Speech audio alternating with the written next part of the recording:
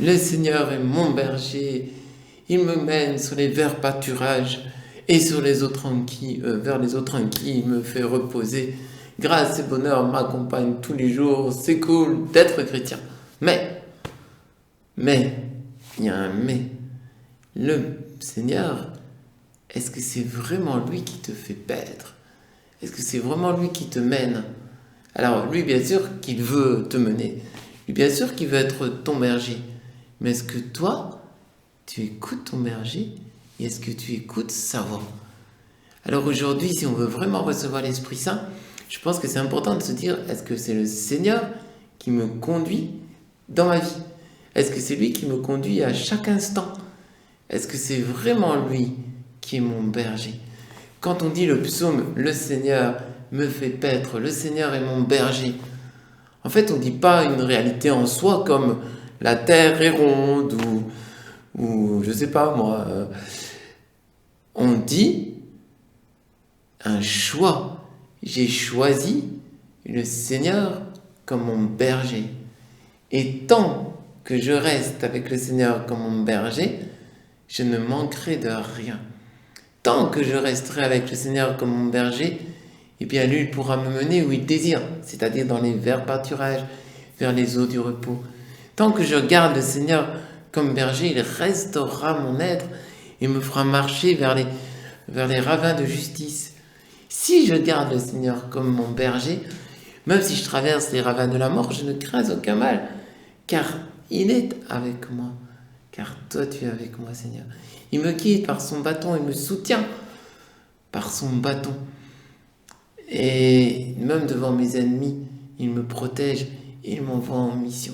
Et du coup, grâce et bonheur m'accompagnent tous les jours. Si, et seulement si, le Seigneur est mon berger. Et dans une veine de Pentecôte comme celle-ci, il est vraiment intéressant de se dire, est-ce que j'accepte de me guider, de me laisser guider à chaque instant?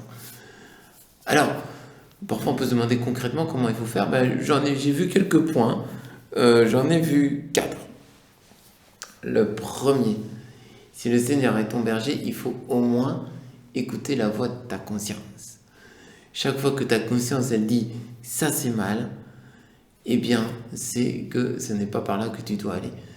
La conscience est très proche de la voix du Seigneur. Parfois, elles se confondent, même la voix de la conscience et la voix du Seigneur. Il y en a même qui disent que la conscience, c'est la voix du Seigneur cachée en nous. Et en même temps, il faut parfois aider un petit peu la voix de notre conscience qui peut être étouffée ou altérée.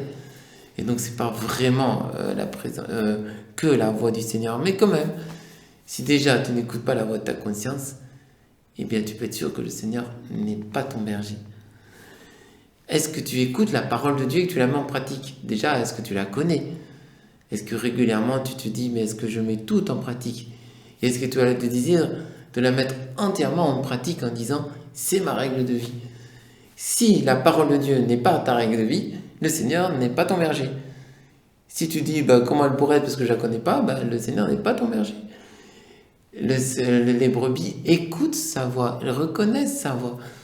Alors, c'est sûr, parfois le Seigneur parle à l'intérieur de notre cœur. Mais si je ne prends pas la peine d'écouter là où il est clair, c'est-à-dire dans sa parole, eh bien, je n'entendrai jamais non plus au fond de mon cœur. Ce ne sera pas clair. Donc, si le Seigneur est ton berger, il faut 1, que tu connaisses la parole et 2, que tu la mettes en pratique. 3, est-ce que tu te laisses aussi soutenir par tes frères? Un jour, Jean Gosse, il voulait aimer comme Dieu, puis il se rendait compte qu'il n'arrivait pas. Alors, il a été voir ses frères, mais chrétiens ou pas chrétiens.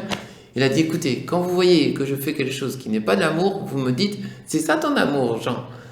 Et bien, est-ce que vous acceptez que les autres vous aident, vous fassent grandir, vous révèlent les endroits où vous n'êtes pas vraiment en cohérence? Est-ce que vous acceptez aussi que ceux qui ont l'autorité pour juger puissent vous faire des remarques? Si vous n'arrivez pas à vous mettre en question, si vous n'acceptez pas les remarques qu'on vous fait, si vous n'acceptez pas de dire j'accepte de me remettre en question pour ne pas suivre mon chemin, mais celui des autres, et parfois et souvent le Seigneur parle par mes frères, eh bien si vous n'écoutez pas vos frères qui vous remettent en question, peut-être que le Seigneur n'est pas tout à fait votre berger. Alors, Là, évidemment, il ne faut pas écouter les frères qui nous conduisent au mal et des choses comme ça. Il faut bien discerner aussi. Et enfin, quatrièmement, est-ce que vous écoutez ces motions, cette voix de l'Esprit Saint dans votre cœur? Du coup, est-ce que vous prenez le temps d'écouter dans l'oraison tous les jours et se dire, mais Seigneur, qu'est-ce que tu veux me dire aujourd'hui? Et petit à petit, reconnaître cette voix autour de nous, en nous. Et au plus on est fidèle, au plus on comprend ce que le Seigneur veut pour nous. Et alors c'est tellement bon de se savoir guidé par le Seigneur, parce que vraiment, le Seigneur est un berger, et il est un bon berger.